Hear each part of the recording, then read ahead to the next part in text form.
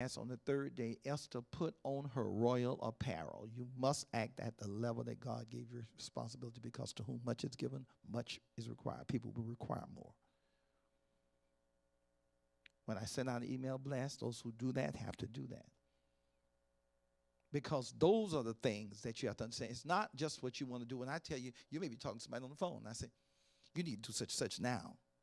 Because that takes priority. What God's saying, it's not just what you want to do in ministry. You got to do what he wants done.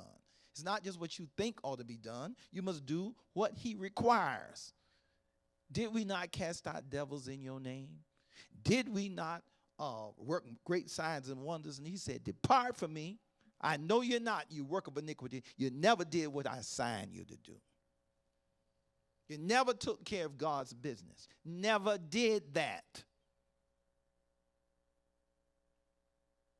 You have to do what God said. Somebody, I don't think God's like that. Make me feel depressed. That's not by what you feel depressed, but don't go to hell. Watch. Watch what happens. This is so wonderful. Now, Esther, it came to pass on the third day that Esther put on her best clothes. She put on her royal apparel. Remember I said, have you prayed till your clothes change? Some people missed that whole day. That was Sunday. It said Jesus prayed till his face changed and his apparel changed. And some of us haven't prayed to the apparel we need to get the king's attention. What's impressive? Because we don't ever change from who we are. Now it came to pass on the third day that Esther put on her royal apparel and stood in the inner court of the king's house. Because she had a house, she hadn't seen him in what? 33 days. 30 days when she told him. Now that's what? 33 days. She went over against the king's house, and the king sat on the royal throne in the royal house over against the house of the gate of the house. And it was so. Remember? If he doesn't stretch his hand, they have automatic orders to kill her. Are you understand? If he doesn't say something and you stepped in there, they'll kill her. So it was so when she came with her royal apparel, Esther the queen standing in the court, that she obtained favor in his sight. And the king held out the golden scepter that was in his hand, and she drew near to him. Now, first thing, I'll show you something about thought. The last queen he had, and maybe that's why he hadn't seen this one in 30 days. The last queen he had, he couldn't get her to put on royal apparel and commanded it.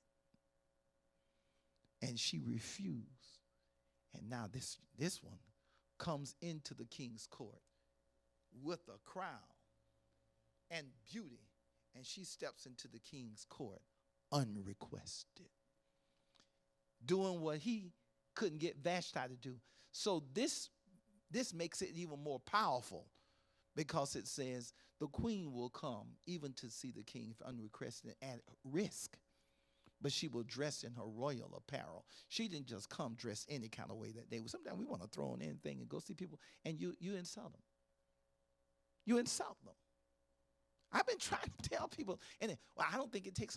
You're not the one that's being pleased. You got to please the one you want the thing from, not you. You're so selfish. You're so looking at self. That woman came in. She had, what was at stake? Her life, the life of her cousin, who was like a daddy to her, the life of all the Jews from where? India to Africa. You know what I say?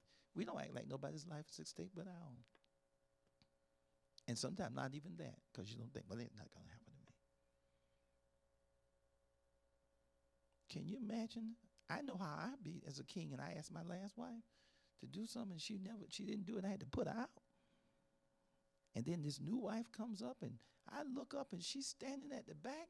I haven't called her in 30 days. And so the king says to her, he says, what do you want?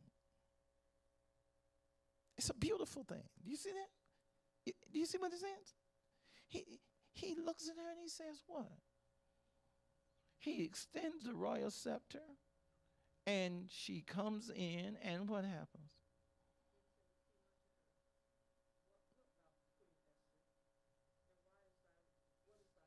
What is your request? What do you will? Because she acted like, see, we want to get, you want to tell the person like this, I need more money. I can't pay my bills. And they say, that's your business.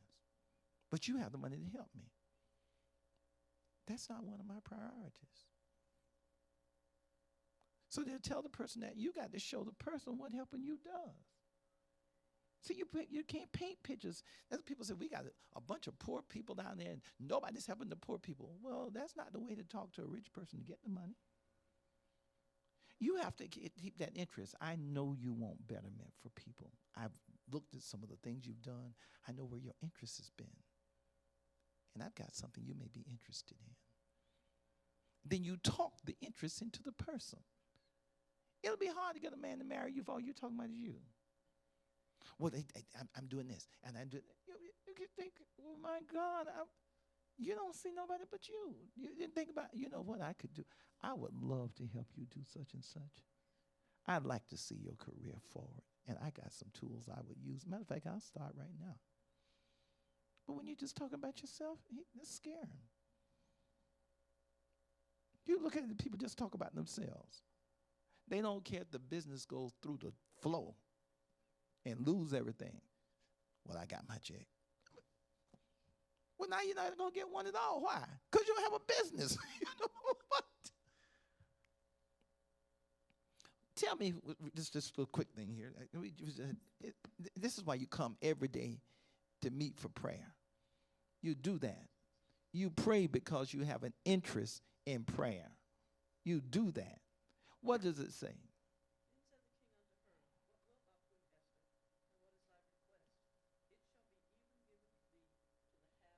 Watch what he says.